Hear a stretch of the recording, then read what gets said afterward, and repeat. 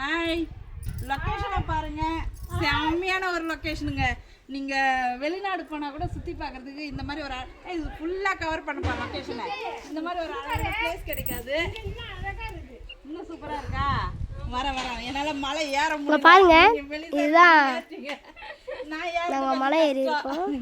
அத்தை எங்க பாருங்க, ஏறி வந்துட்டோம்ல, அதே ரொம்ப பெருமையாக நினச்சிக்கிறேன் நான். என்ன உண்மையாகவேங்க இந்த லொக்கேஷனே ரொம்ப அழகாக இருக்குது. இந்த இடத்த விட்டு போகிறதுக்கே மனசு வரல.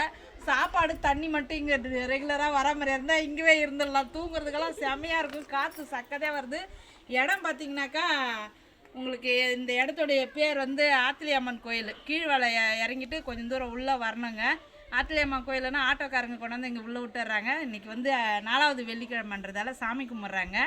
எங்கள் சொந்தக்காரங்கெல்லாம் சாமி அக்கடா வெட்டி விருந்து வைக்கிறாங்க கீழே.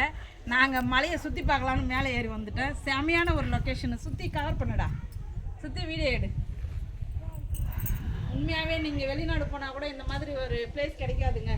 ஏன் காட்டு, ஏய் காமி இப்படி காமி. Right super.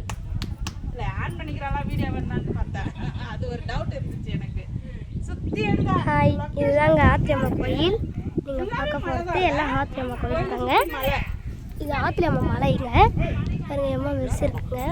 இங்கே வர பாருங்க.